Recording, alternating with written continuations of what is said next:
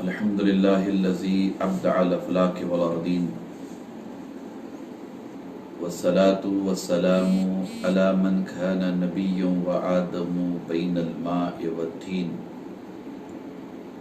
وعلی آلہ الطیبین والطاہرین وصحبہ اجمعین اما بعد فقد قال اللہ تبارک وتعالی فی القرآن الکریم اعوذ باللہ من الشیطان الرجیم بسم اللہ الرحمن الرحیم کل نفس ذائقۃ الموت وإنما توفون أجوركم يوم القيامة فمن زحزح عن النار وأدخل الجنة فقد فاز وما الحياة الدنيا إلا متاع الغرور آمنت بالله صدق الله العظيم وبلغنا رسوله النبي الأمين الكريم ونحن على ذلك لمن الشاهدين والشاكرين والحمد لله رب العالمين۔ محترم برادران اسلام و عزیزان گرامی قدر، عفت مآب پردہ نشین خواتین امت، اللہ تبارک و تعالیٰ کا بے پناہ فضل و کرم اور حضور علیہ السلام کے نالین پاک کا تصدق، جن کی برکتوں اور عنایتوں سے ہم تمام سوشل میڈیا کے ذریعہ دین کی اہم باتیں سننے اور سنانے کے شرف سے بہرہ مند ہیں۔ اللہ تبارک و تعالی ہم سب کی اجتماعی کاوشوں کو اپنی بارگاہ میں شرف قبولیت عطا فرمائے۔ حضرات گرامی، سلسلہ وار خطابات کے حوالے سے آج کا یہ چوتھا خطاب ہے۔ ایک اہم موضوع پر ہم لوگ انشاءاللہ باذن اللہ کتاب اللہ اور سنت رسول اللہ کی روشنی میں گفتگو کا شرف حاصل کریں گے۔ چونکہ حالات حاضرہ ہمارے اپنے پیش نظر ہیں، کرونا وائرس کے حوالے سے مرکزی اور صوبائی حکومت کی جانب سے اور WHO کی جانب سے مسلسل اطلاعیں مل رہی ہیں کہ یہ مرض پوری دنیا میں بڑی تیزی کے ساتھ بڑھ رہا ہے، بالخصوص وطن عزیز ہندوستان میں بھی اس کی رفتار دن بدن بڑھتی چلی جا رہی ہے۔ یہ ہم سب کے لیے بڑی تشویش کا باعث ہے، اس لیے کہ یہ مرض مہلک بھی ہے، متعدی بھی ہے، بڑا خطرناک بھی ہے۔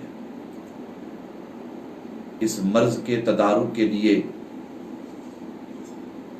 مرکزی حکومت اور صوبائی حکومت کی جانب سے جو بھی احتیاطی تدابیر اختیار کیے جانے کا مسلسل اظہار اور اصرار کیا جا رہا ہے، اس پر ہم سب کو ذمہ داری کے ساتھ توجہ کرنے کی ضرورت ہے۔ سب سے بہتر طریقہ اس کا اپنا یہی ہے کہ ہم اپنے گھروں میں بند رہیں، گھروں سے باہر نہ نکلیں، لاک ڈاؤن کا احترام کریں، مساجد میں علماء کرام نے جیسے فرمایا اسی ارشاد پر ہم لوگ عمل کریں، سوشل ڈسٹینس مینٹین کریں، پاکی صفائی کا خیال رکھیں۔ اس ظاہری طور پر جتنی احتیاطی تدابیر ہیں ان احتیاطی تدابیر پر ہم سب کو عمل کرنا چاہیے۔ پولیس ڈپارٹمنٹ ہو یا فوج کی جانب سے ذمہ داران آئے ہوئے ہیں، ان کی اپنی جانب سے ہو، جو بھی وہ لوگ کہیں ان پر عمل کرنے کی ہماری ذمہ داری ہونی چاہیے، اس لیے کہ وہ ہماری بھلائی کے لیے हमसे बार बार कहते हैं, अगर वो सख्ती भी करते हैं तो उस सख्ती में हमारे लिए राहत है। तो मैं खुसूसी तौर पर नौजवानों से भी मुल्तमिस हूँ कि आप अपने तौर पर कोरोना वायरस से बचने के लिए मरकज़ी और सूबाई हुकूमत की जानिब से जो भी इक़दाम किए जा रहे हैं उनका ताउन करें, साथ दें, ताकि हम ज़ाहिरी तौर पर इस मर्ज़ से नजात पाने के लिए कामयाब हो सकें। और दूसरी जानिब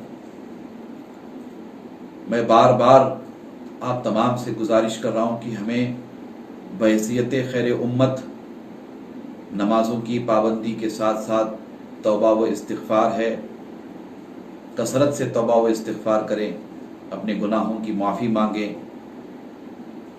अल्लाह तबारक व ताला के हुजूर गिड़गिड़ा करके दुआ करें, हुजूर अलैहिस्सलाम के वास्ता और वसीले से दुआ करें, अपने नेक आमाल का वसीला पेश करके दुआ करें, सालिहीन के तवस्सुल से दुआ करें, अल्लाह तबारक व ताला के हुजूर अपने गुनाहों की माफ़ी मांगें। तौबा व इस्तिग़फ़ार के साथ साथ घरों में आयत करीमा का विर्द करें, घर के सारे अफराद मिल बैठ करके आयत करीमा पढ़ें, कसरत से आयत करीमा का विर्द करें। या अज़ीज़ु या अल्लाह ये तस्बीह पढ़ें, अल्लाह के अस्माए हुस्ना में से है। ली खमसतुन उतफ़ी बिहा हर्रल वबाइल हातिमा अल मुस्तफ़ा वल मुर्तज़ा व अबनाहुमा वल फातिमा। ये विर्द बार बार करें, मासूरा दुआओं का एहतमाम करें, कुरान की तिलावत करें, और आपसे मुमकिन हो हत्तल मक़दूर जहाँ तक हो सके आप अल्लाह की राह में सदका भी करें। बहुत सारे मकामात पर ग़ुरबा, यतामा, मसाकीन, मज़दूर तबका जो सुबह से शाम तक मेहनत मजदूरी करता है, कुछ कमा के लाता है, शाम उसके घर में चूल्हा जलता है। ऐसे बहुत सारे फैमिलीज़ हैं, बहुत सारे अफराद हैं जो गुर्बत व इफलास का शिकार हैं। आप सबसे मेरी गुजारिश है, बिलखुसूस मोहल्लों के ज़िम्मेदारों से, जमात के सदूर सेक्रेटरीज से, मुतवल्लीज से, अहले खैर हजरात से, कि आप अपने अपने मोहल्ले का ख्याल रखें, अपने अपने मोहल्ले में, अपने अपने इलाके में जायज़ा लें कि आपके मोहल्ले में कोई गरीब बिला तफरीक मज़हब व मिल्लत, खा वो हिंदू हो, मुसलमान हो, सिख हो, ईसाई हो, आपके मोहल्ले में वो रहता बसता है, तो आपकी ये ज़िम्मेदारी होनी चाहिए कि आप ऐसी फैमिलीज़ का ख्याल करें, उनकी किफ़ालत की ज़िम्मेदारी लें, उनकी इमदाद करें, ताकि उनके अपने घर में फाके ना हों, परेशान हाल ना हो। इसी तरह अगर कोई मरीज़ हो, इलाज मुआलजे के लिए वो परेशान हो, उसकी इमदाद करें, उसके लिए तरकीब बनाएं। मुझे उम्मीद है कि इन मारूज़ात पर आप तमामी हजरात तवज्जो करेंगे इंशाअल्लाह ताला। ऐसे हालात में रह करके बार बार एक चीज़ का ख्याल सबको आता है, मगर अफसोस ये है कि हम उस पर तवज्जो नहीं करते हैं। एक सच्चाई है, एक हकीकत है जिसका हमें जानना ज़रूरी है। कोरोना वायरस हो या कोई मुताद्दी और मुहलिक मर्ज, इसका अंजाम मौत है, मरना है, फौत होना है, इस दुनिया से जाना है। मौत से बचने की जितनी तदाबीर की जा सकती हैं, इंसान उन सारी तदाबीर को इख्तियार करता है, उस पर मेहनत भी करता है और तवज्जो भी करता है। कोरोना वायरस से जो अमवात वाक़ई हो रही हैं, जो लोग फौत हो रहे हैं, जाहिर सी बात है कि वो एक भयानक मंजर है, बड़ा ख़तरनाक मंजर है। अगर आप हजरात सोशल मीडिया के ज़रिया या टीवी चैनल्स के ज़रिया देखते हों तो आपको पता होगा कि कोरोना वायरस से जो लोग मुतासिर होते हैं उनके साथ इलाज मुआलजा के हवाले से भी किस तरह का बर्ताव किया जाता है। सोशल डिस्टेंस मेंटेन किया जाता है, मुकम्मल तौर पर उन्हें आइसोलेट किया जाता है, और खुदा ना खास्ता, सदबार खुदा ना खास्ता, اگر اس مرض سے کسی کا انتقال ہو جاتا ہے تو وہ موت بھی بڑی عجیب و غریب ہوتی ہے۔ جیسا کہ بتایا جا رہا ہے کہ غسل تک دینے والے لوگ ہوتے نہیں ہیں، کفن بھی میسر نہیں ہوتا ہے، نماز جنازہ کے لیے بھی ترکیب بنتی نہیں ہے، لوگ ڈر کے مارے نماز جنازہ کے لیے بھی آتے نہیں ہیں۔ آپ ایسے حالات میں غور کریں، توجہ کریں، گزارشات پر عمل کرنا اپنی جگہ ہے، احتیاط کرنا اپنی جگہ ہے، مگر اس کا انجام بالآخر موت ہے۔ موت جسم سے روح کے جدا ہونے کا نام ہے۔ موت سے متعلق مختلف مذاہب میں الگ الگ تصورات پیش کیے جاتے ہیں۔ کسی مذہب میں موت کو کلیتاً کالعدم مانا جاتا ہے کہ یہ انسان کو ختم کرنے کے لیے آتی ہے، اس کا کوئی اس کے بعد تعلق نہیں ہوتا۔ بعض لوگ یہ مانتے ہیں کہ روح جسم سے نکل جائے تو پھر اس کا اپنا تعلق جسم سے ختم ہو جاتا ہے۔ بعض لوگ یہ مانتے ہیں کہ موت ہمیشہ ہمیشہ کے لیے انسان کے رشتے کو انسانوں سے ختم کرنے والی ہوتی ہے۔ الگ الگ مذاہب میں موت سے متعلق الگ الگ معلومات ہیں۔ بعض لوگ یہ کہتے ہیں کہ مرنے کے بعد پھر وہ شخص کسی اور روپ میں، کسی اور شکل و صورت میں پھر ایک مرتبہ پیدا ہوگا، وغیرہ وغیرہ، مگر ہمیں کتاب اللہ اور سنت رسول اللہ کی روشنی میں اس امر کا جائزہ لینا ہے کہ یہ موت ہے کیا، موت کی شرعی حیثیت کیا ہے، قرآن میں موت سے متعلق کیا کہا گیا، اللہ کے رسول صلی اللہ تعالیٰ علیہ وآلہ وسلم نے موت سے متعلق کیا فرمایا۔ ان تمام امور کا ہمیں جائزہ لینا ہے۔ امید ہے کہ آپ میرے ان معروضات پر توجہ کریں گے انشاءاللہ تعالی۔ میں نے خطبہ مسنہ کے بعد سورۃ آل عمران کی آیت نمبر 185 تلاوت کرنے کا شرف حاصل کیا۔ اللہ تبارک و تعالیٰ سورۃ آل عمران میں ارشاد فرماتا ہے، کل نفس ذائقۃ الموت، ہر جان موت کا مزہ چکھنے والی ہے۔ ہر نفس کو، ہر جان کو، ہر ذی روح کو موت کا مزہ چکھنا ہے۔ وَإِنَّمَا تُوَفُّونَ أُجُورَكُمْ يَوْمَ الْقِيَامَةِ، اور تمہارے اجر پورے کے پورے تو قیامت کے دن ہی دیے جائیں گے۔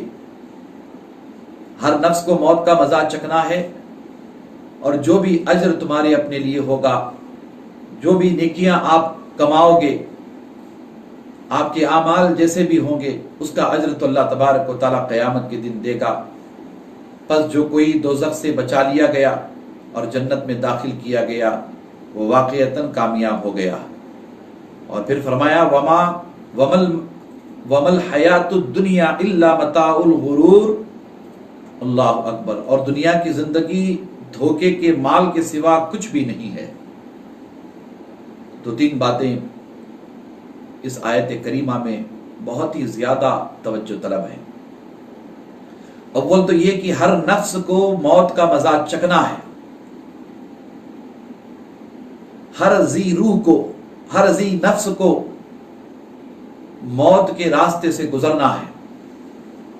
جو پیدا ہوا ہے اس کو مرنا ہے، جو اس دنیا میں آیا ہے اس کو اس دنیا سے جانا ہے۔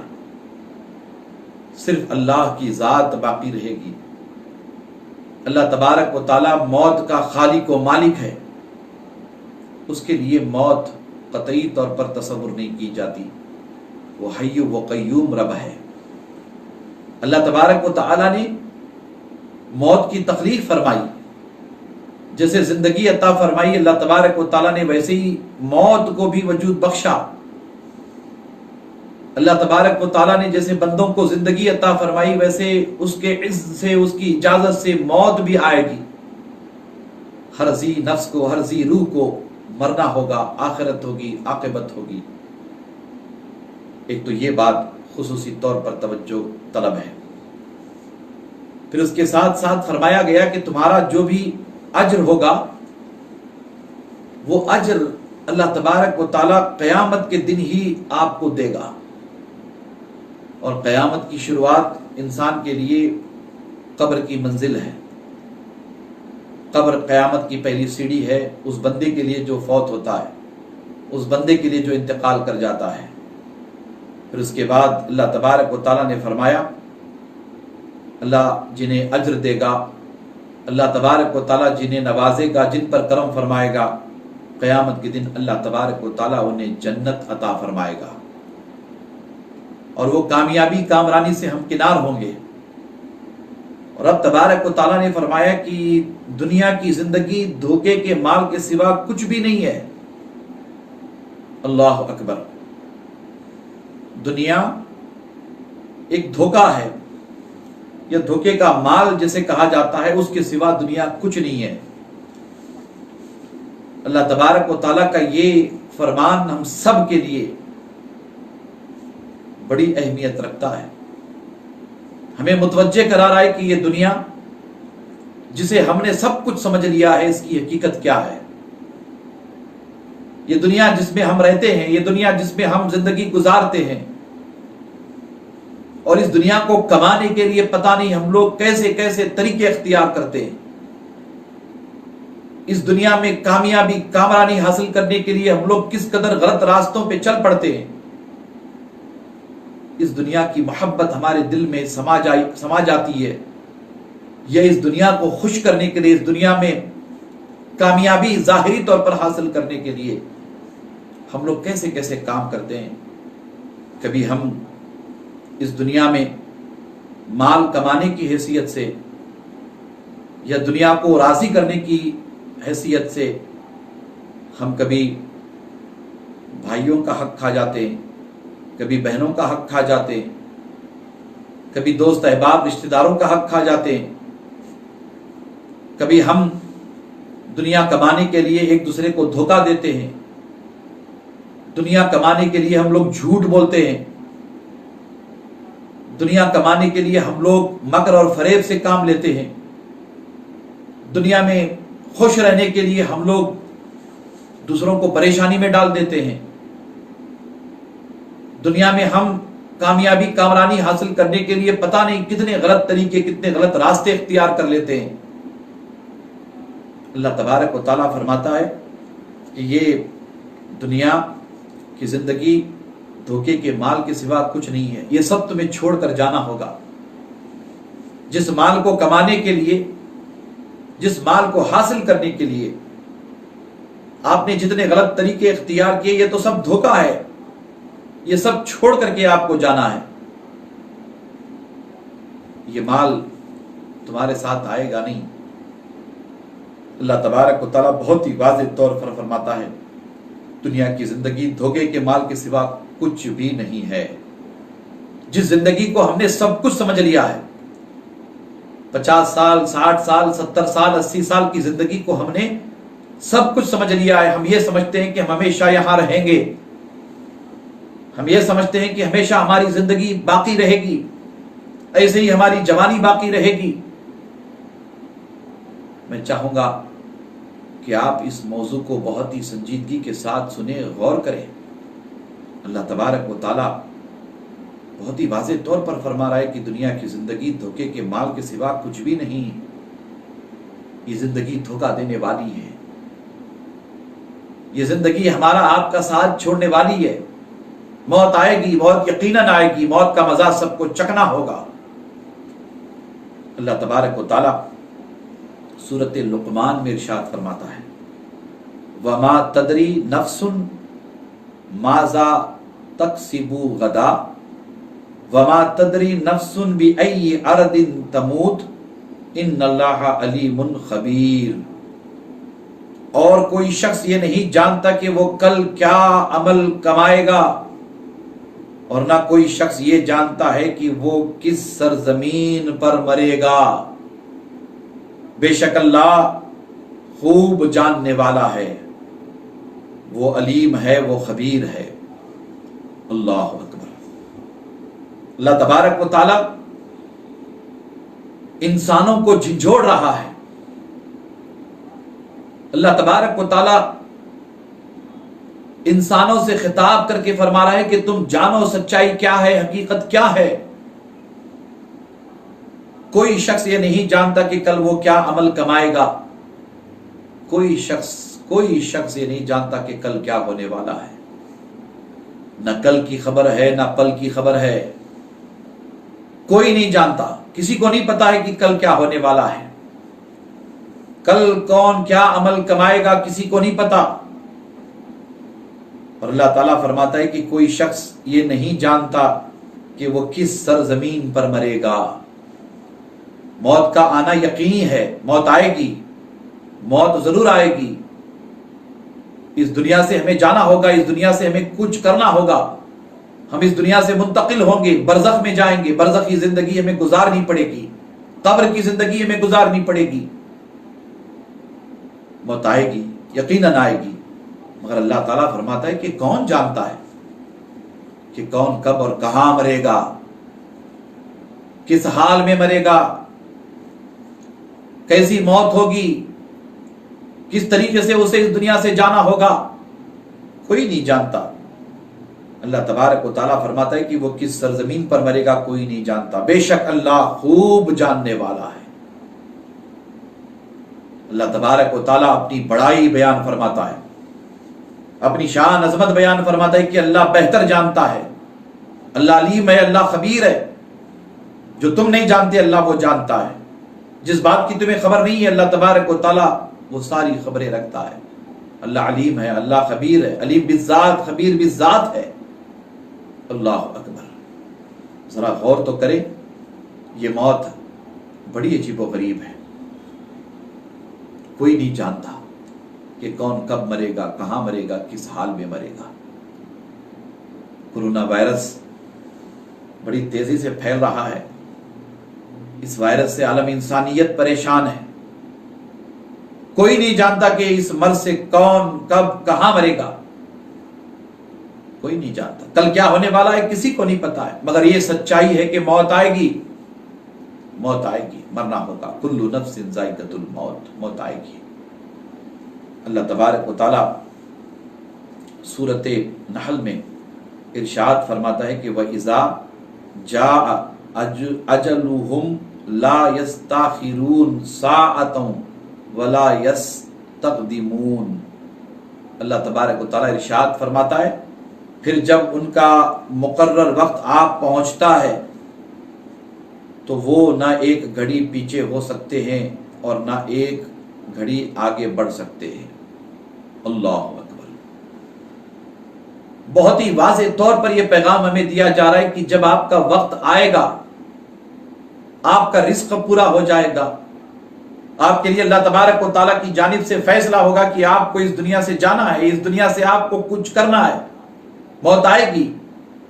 رب تبارک و تعالیٰ ارشاد فرما رہا ہے کہ پھر وہ وقت متعین ہوگا، اس وقت سے نہ کوئی پہلے اس دنیا سے جا سکتا ہے، نہ اس وقت کے بعد کوئی دنیا سے جا سکتا ہے، اس کے لیے وقت متعین کیا گیا ہے۔ اللہ اکبر۔ اللہ تبارک و تعالیٰ قرآن مجید میں ایک دو نہیں بلکہ بے شمار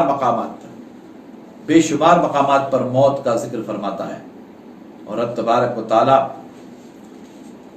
جھنجھوڑ رہا ہے عالم انسانیت کو۔ اللہ تبارک و تعالیٰ عالم انسانیت سے مخاطب ہے، اور رب تبارک و تعالیٰ بہت ہی واضح طور پر قرآن مجید میں ارشاد فرما رہا ہے۔ اللہ اکبر۔ سورۃ منافقون میں اللہ تبارک و تعالیٰ ارشاد فرماتا ہے وَأَنفِقُوا مِمَّا رَزَقْنَاكُم مِّن قَبْلِ أَن يَأْتِيَ أَحَدَكُمُ الْمَوْتُ فَيَقُولُ رَبِّي لَوْلَا أَخَّرْتَنِي إِلَىٰ أَجَلٍ قَرِيبٍ فَأَصَدَّقَ وَأَكُن مِّنَ الصَّالِحِينَ۔ اللہ اکبر۔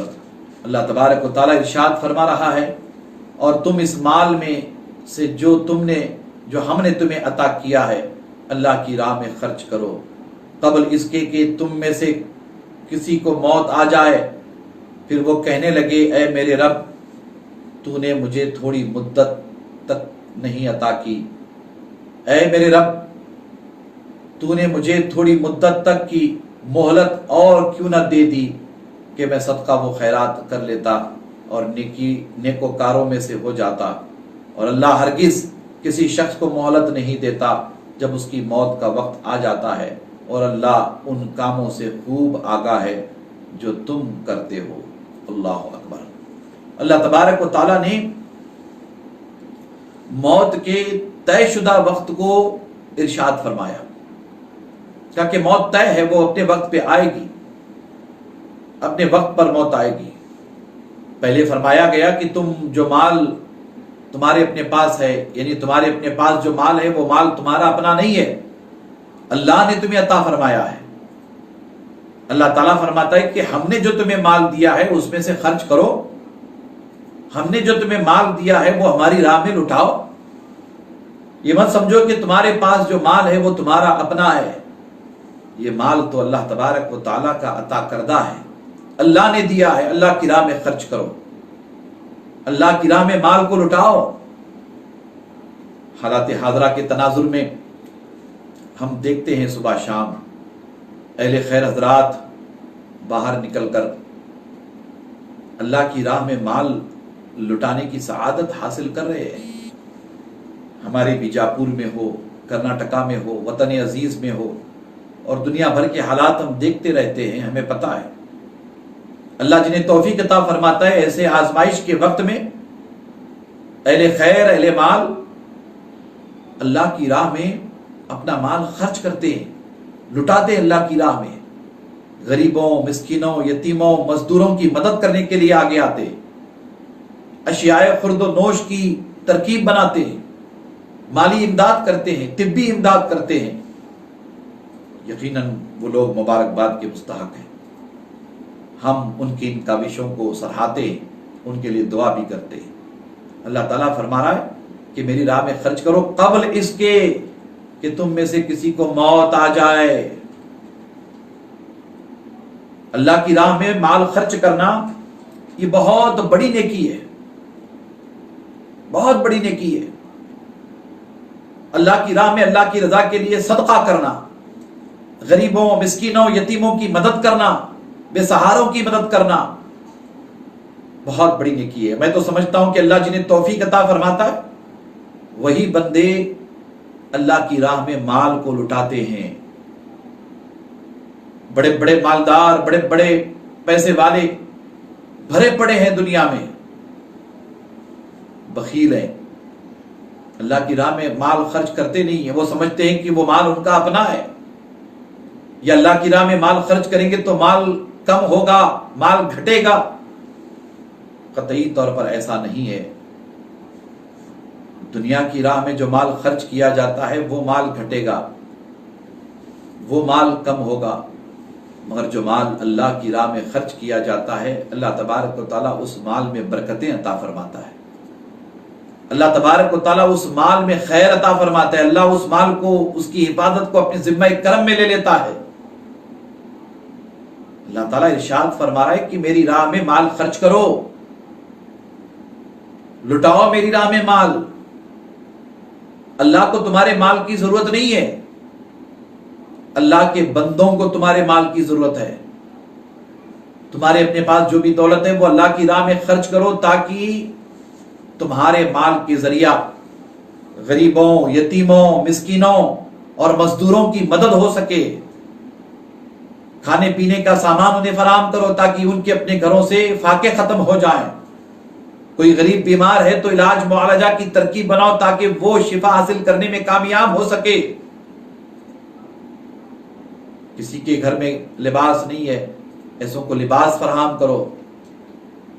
کسی کے سر پہ چھت نہیں ہے تو ایسوں کو چھت کے حاصل کرنے میں ترکیب بناؤ۔ مال اللہ کی راہ میں لٹاؤ۔ اللہ تبارک و تعالیٰ فرما رہا ہے کہ موت آنے والی ہے، موت آنے سے قبل یہ نیکی کر لو، موت آنے سے قبل یہ نیک کام کر لو۔ پھر یہ نہ کہنا کہ تمہیں مہلت نہیں دی گئی، وقت نہیں دیا گیا، چانس نہیں دیا گیا، یہ نہ کہنا۔ یہ نہ اس لیے کہنا اللہ نے تو محض اپنے فضل و کرم سے تمہیں زندگی عطا فرمائی تھی، 50 साल, 60 साल, 70, 80 साल आप इस दुनिया में रहे, क्या आपको इतने सालों में कभी ख्याल नहीं आया कि अल्लाह की राह में माल खर्च करना चाहिए? क्या इतने सालों में तुम्हें यह ख्याल नहीं आया कि अल्लाह तबारक व तआला की राह में माल लुटाना चाहिए? अल्लाह को राजी करने के लिए, अल्लाह के गजब को ठंडा करने के लिए, आफात बलैयात से बचने के लिए, अर्दी समावी बलैयात से बचने के लिए अल्लाह की रजा की खातिर तुम्हें माल खर्च करना चाहिए। इतनी तो मुद्दत दी गई थी आपको, तवील वक्त दिया गया था आपको, लंबी चौड़ी जिंदगी दी गई थी आपको। क्यों आपने अल्लाह की राह में माल नहीं लुटाया? आपको अब मोहलत नहीं दी जाएगी और आप अल्लाह के हुजूर आखिरी वक्त में यह कहो कि मौला मुझे थोड़ी मुद्दत अता कर, मोहलत दे कि मैं तेरी राह में सदका व खैरात कर लूं, नेकियां कमा लूं। अल्लाह ताला फरमाता है हरगिज किसी शख्स को मोहलत नहीं दी जाएगी। मौत का वक्त आ जाता है और अल्लाह उन कामों से खूब आगाह है जो तुम करते हो। मौत का वक्त आ गया, वो वक्त तय है, वो वक्त अटल है, उस वक्त से आगे पीछे होने वाला मामला नहीं है, आपको मोहलत नहीं दी जाएगी। इसलिए मैं आप तमाम से गुजारिश करता हूं, मौत कभी भी आ सकती है, किसी भी वक्त आ सकती है, कहीं भी आ सकती है, ये एक सच्चाई है। जब ये सच्चाई आप तस्लीम कर लेते हो तो आप इस बात पर तवज्जो करो कि हमें नेकी करने में फिर देर नहीं करनी चाहिए, नेकियां कमाने में हमें देर नहीं करनी चाहिए, अल्लाह तबारक व तआला के हुजूर माल लुटाने में हमें देर नहीं करनी चाहिए, अल्लाह की राह में माल खर्च करने में हमें ताखीर नहीं करनी चाहिए। ये गलत फहमी दिल दिमाग से निकाल दीजिए, ख्याल खाम दिल दिमाग से निकाल दीजिए कि आपको कुछ नहीं होने वाला है। कभी भी किसी को भी कुछ भी हो सकता है, कभी भी किसी को भी कुछ भी हो सकता है, ये बात ध्यान में रखिएगा। इस पर यकीन करके कि मौत कभी भी आ सकती है, किसी भी वक्त आ सकती है, हमेशा उसकी तैयारी में रहिएगा। और उसकी तैयारी में सबसे पहले तो ये कि आप अपने ईमान को ईमान खालिस बनाएं, अपने अमल को अच्छा बनाएं, मुत्तकी परहेजगार बने, आप पर फराइज वाजिबात बाकी न रहें, अल्लाह के हुकूक बंदों के हुकूक आप पर बाकी न रहें। अल्लाह के हुकूक अदा करें, बंदों के हुकूक अदा करें, माँ बाप के हुकूक, बहनों के हुकूक, भाइयों के हुकूक, दोस्त अहबाब के हुकूक, रिश्तेदारों के हुकूक, पड़ोसियों के हुकूक, इंसानों के हुकूक, ये सब अदा कर लें। अपनी जिंदगी को पाकीज़ा जिंदगी बनाएं, सच्ची पक्की ईमान वाली जिंदगी बनाएं, इस्लाम वाली जिंदगी बनाएं, शरीयत के पाबंद बने, अल्लाह उसके रसूल की इताअत करने वाले बने। जनाब वाला मौत कभी भी आ सकती है, ये सच है, ये सच्चाई है, इसे तस्लीम करना होगा। अल्लाह तबारक व तआला इरशाद फरमा रहा है कि तुम्हें मोहलत दी जाएगी। तुम बाद में अगर कहो कि मैं नेकियां कमाना चाहता हूं, नहीं, तुम्हें चांस नहीं दिया जाएगा, तुम्हें मोहलत नहीं दी जाएगी। अल्लाह अकबर।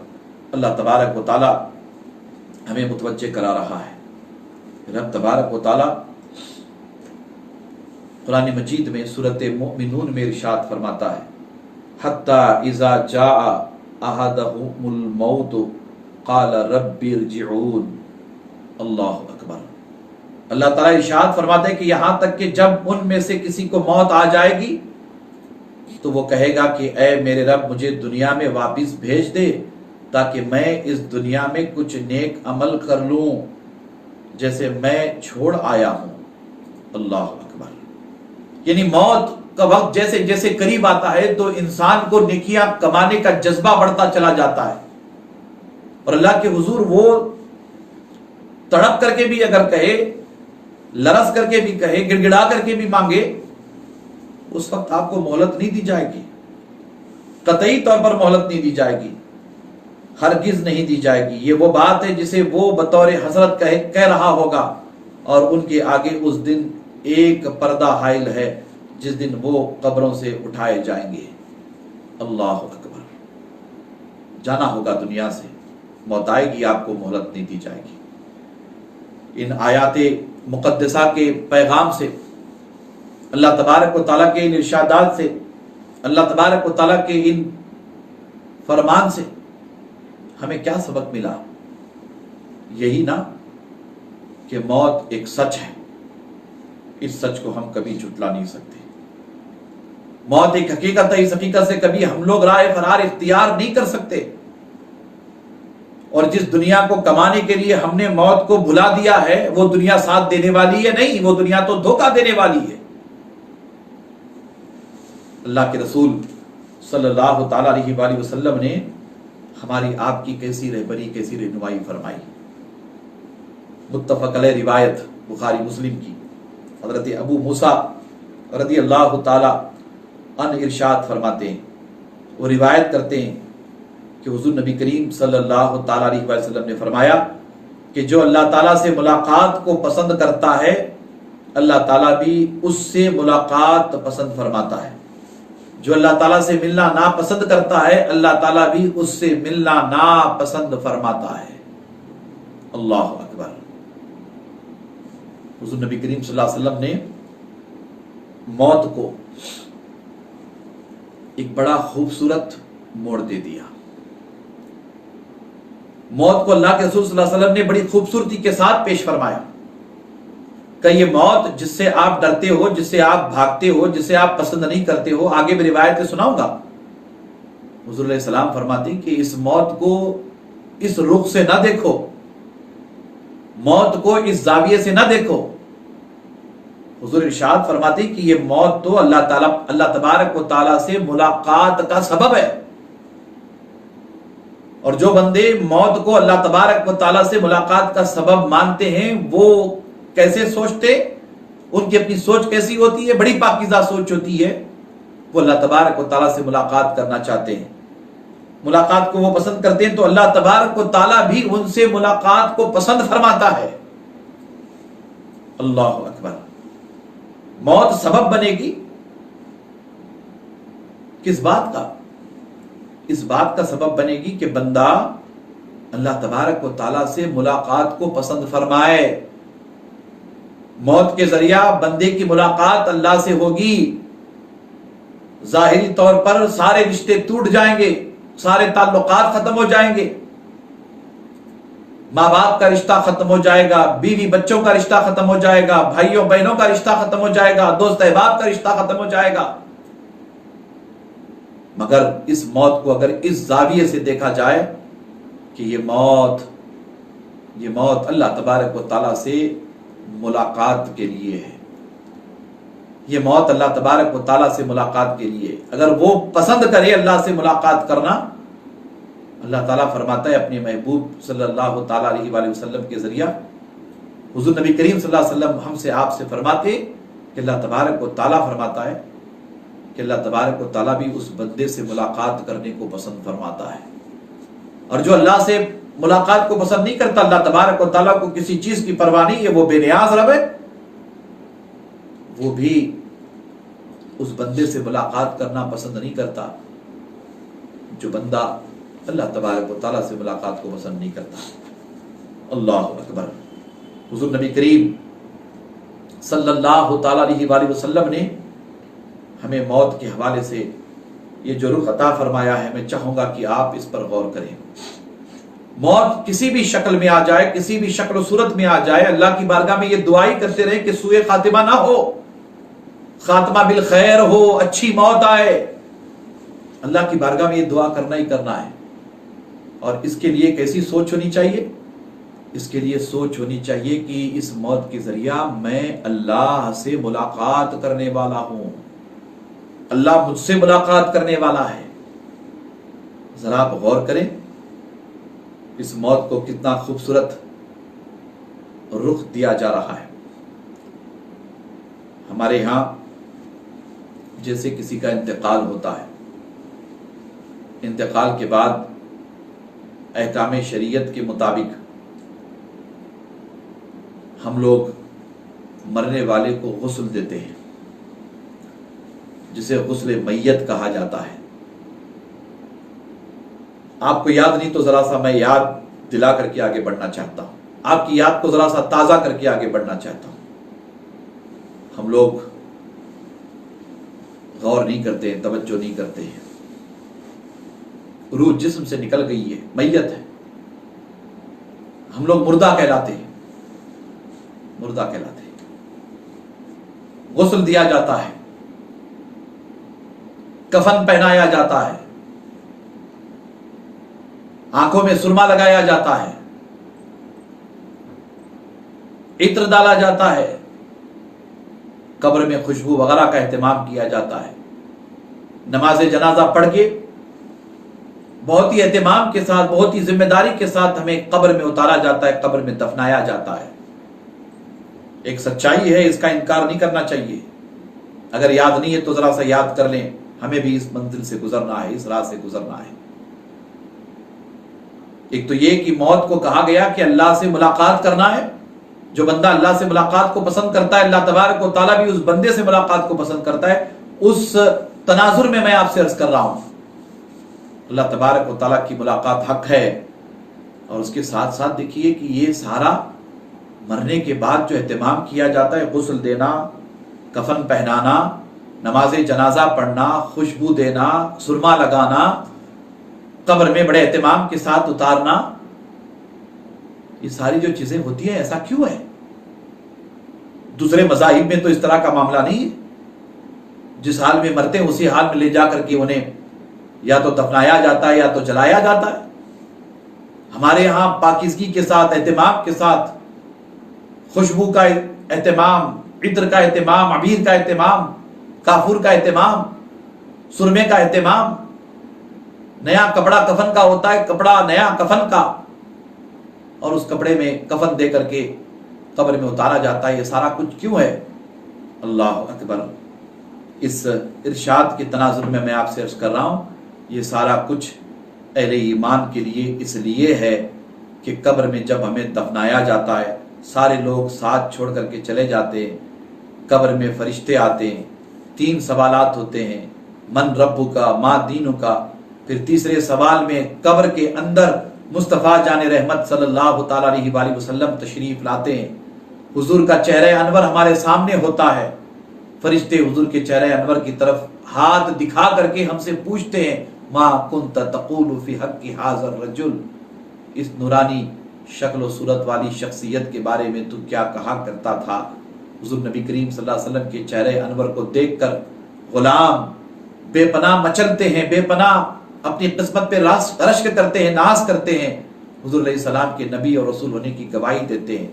ये सारा कुछ एहतमाम मरने के बाद जो हमारी अपनी तजहीज़ और तकफीन के हवाले से, तदफीन के हवाले से किया जाता है, ये सारा एहतमाम इसलिए है कि कब्र में गुलाम की मुलाकात आका से होने वाली है। कब्र में गुलाम की मुलाकात आका से होने वाली है। जी, कब्र में गुलाम की मुलाकात आका से होने वाली है। इस तसव्वुर के साथ, इस यकीन के साथ हम मौत को देखें। अल्लाह के रसूल सल्लल्लाहु ताला अलैहि वसल्लम ने तवज्जो दिलाई और फरमाया कि जो अल्लाह से मुलाकात करना चाहता है, अल्लाह तबारक व तआला उस बंदे से मुलाकात फरमाता है। अल्लाह से मुलाकात को जो बंदा पसंद फरमाता है, अल्लाह तबारक व तआला उस बंदे से मुलाकात को पसंद फरमाता है। मौत के हवाले से हमारी सोच ऐसी होनी चाहिए, मौत के हवाले से हमारी फिक्र ऐसी होनी चाहिए। हुजूर नबी करीम सल्लल्लाहु ताला अलैहि वसल्लम की जिंदगी को पढ़िए, हुजूर की सीरत मुबारका को पढ़िए, अहादीस पता चलेगा। आका करीम सल्लल्लाहु ताला अलैहि वसल्लम ने उम्मत को कैसी कैसी नेमतें अता फरमाई है, जिंदगी के हवाले से भी और मौत के हवाले से भी। उम्मुल मोमिनीन हजरत आयशा सिद्दीका रदी अल्लाह ताला अन्हा रिवायत करती हैं। इमाम मुस्लिम और इमाम नसई इस रिवायत को लाते हैं। हुजूर नबी करीम सल्लल्लाहु ताला अलैहि वसल्लम के ताल्लुक से उम्मुल मोमिनीन फरमाती हैं कि हुजूर नबी करीम सल्लल्लाहु अलैहि वसल्लम की जब मेरे यहाँ बारी हुआ करती थी तो आप सल्लल्लाहु ताला अलैहि वसल्लम रात के आखिरी पहर बकी यानी मदीना मुनव्वरा के कब्रस्तान तशरीफ ले जाते थे। जन्नतुल बकी मदीना मुनव्वरा का कब्रस्तान है, वहां तशरीफ ले जाते और अहले कब्रस्तान से फरमाते कि ऐ मोमिनों के घर वालों, तुम पर सलामती हो। अल्लाह अकबर। अहले बकी کتنے خوش نصیب ہیں کہ اللہ کے رسول صلی اللہ تعالیٰ علیہ وآلہ وسلم نے ان پر سلامتی بھیجی ہے۔ اللہ اکبر۔ حضور فرماتے ہیں کہ اے اہل قبرستان، اے مومنوں کے گھر والوں، تم پر سلامتی ہو۔ جس چیز کا تم سے وعدہ کیا گیا تھا، جس چیز کا تم سے وعدہ کیا گیا ہے وہ تمہارے پاس آ گئی، اور اگر اللہ تعالیٰ نے چاہا تو ہم بھی تم سے ملنے والے ہیں۔ اے اللہ، بقی یعنی جنت البقیع مدینہ منورہ کا قبرستان، اے اللہ بقیع والوں کی مغفرت فرما۔ حضور نے جنت البقیع میں دفن ہونے والوں کے لیے سلامتی بھی بھیجی، اور حضور نبی کریم صلی اللہ تعالیٰ علیہ وآلہ وسلم نے جنت البقیع میں دفن ہونے والوں کے لیے مغفرت کی دعا بھی فرمائی۔ غور کریں حضور علیہ السلام نے کیا فرمایا کہ تم سے جو وعدہ کیا گیا تھا وہ وعدہ پورا ہوا، وہ تمہارے پاس آ گئی ہے، اور اگر اللہ تعالیٰ نے چاہا تو ہم بھی تم سے ملنے والے ہیں۔ یعنی آپ آگے گئے ہو، آپ کے پیچھے ہم آئیں گے،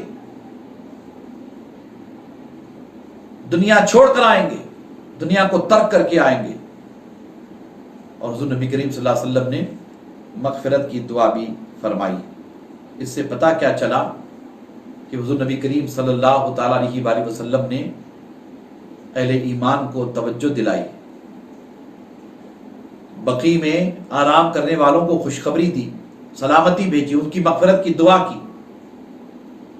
اور دوسری جانب ہمیں یہ درس ملا کہ قبروں کی زیارت کرنا یہ شرک اور بدعت نہیں ہے، بلکہ حضور نبی کریم صلی اللہ تعالیٰ علیہ وآلہ وسلم کی سنت بھی ہے۔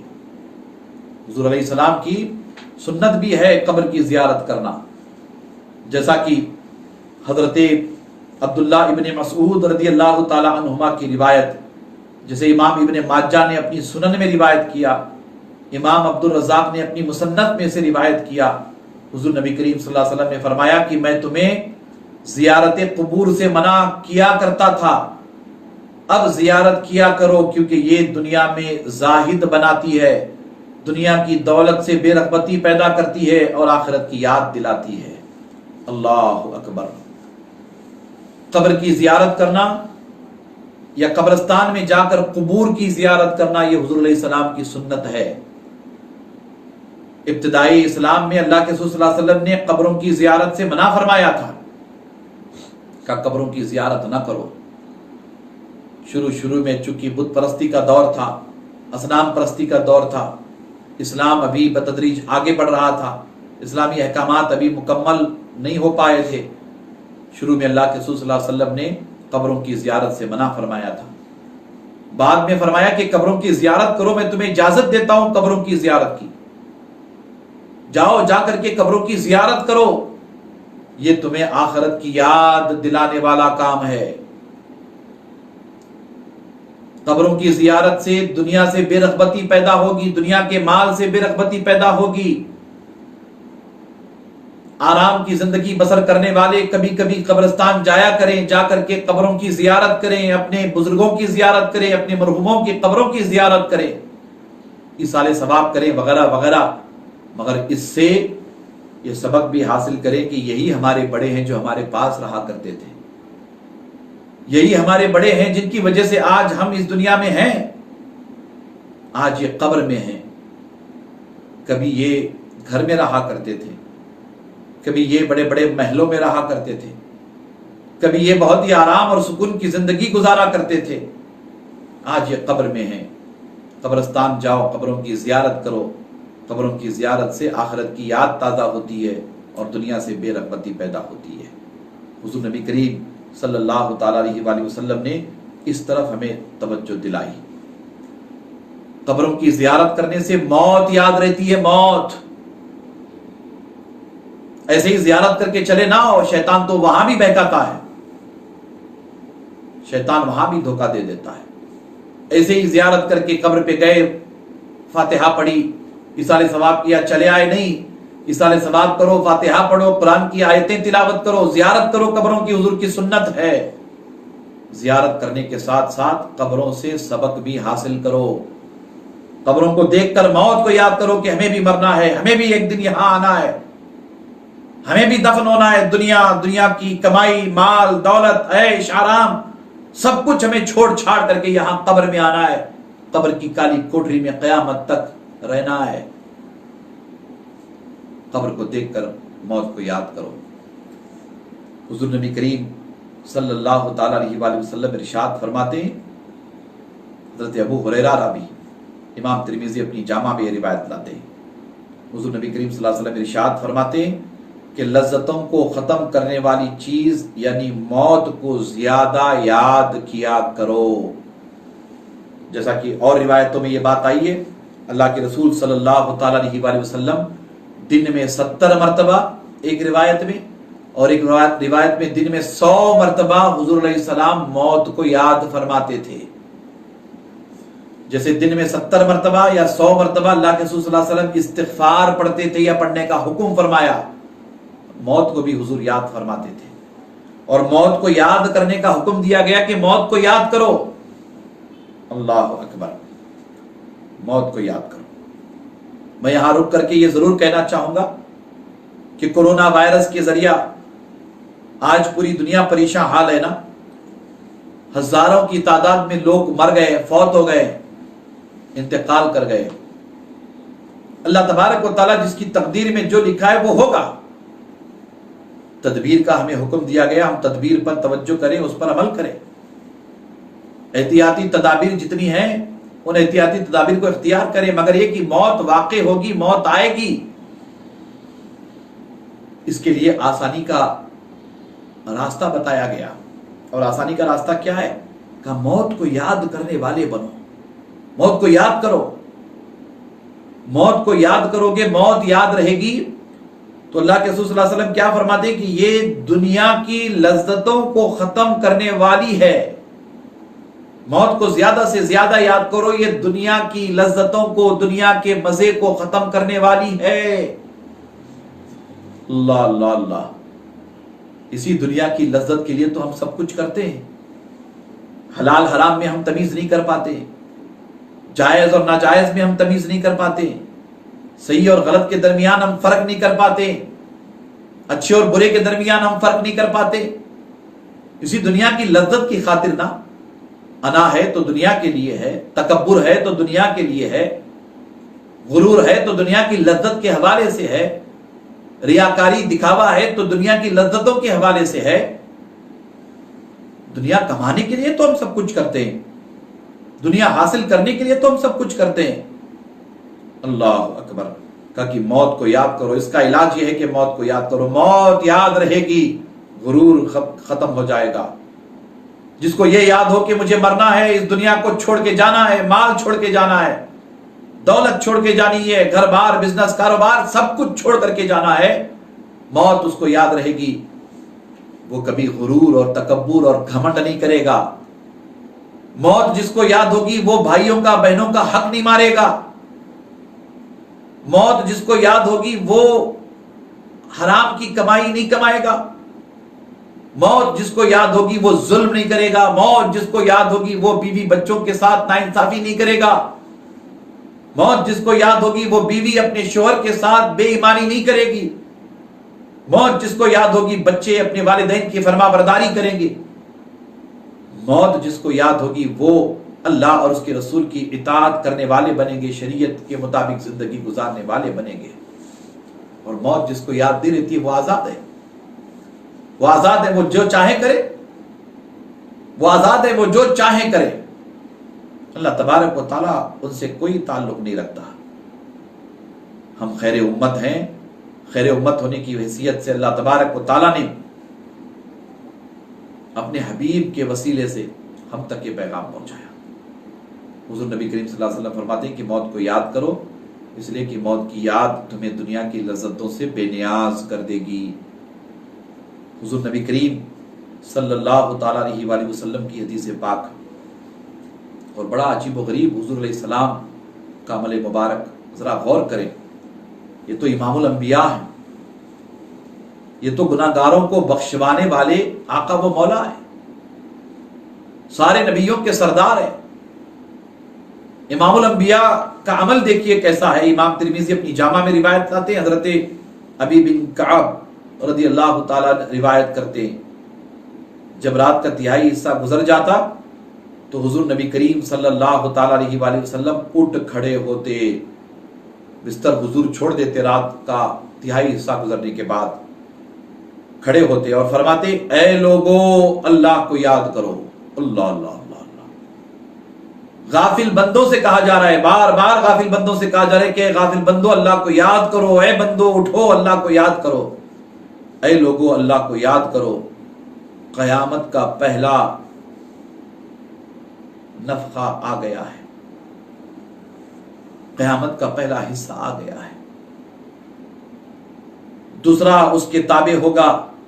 موت اپنی ہولناکیوں سمیت آ پہنچی ہے، موت اپنی سختیوں سمیت آ چکی ہے۔ اللہ اکبر۔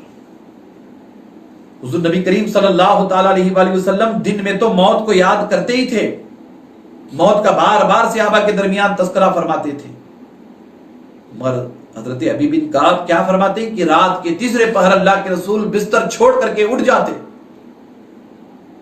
اور حضور علیہ السلام کھڑے ہوتے اور فرماتے کہ اے لوگو اللہ کو یاد کرو، اللہ کو یاد کرو، اللہ کو یاد کرو۔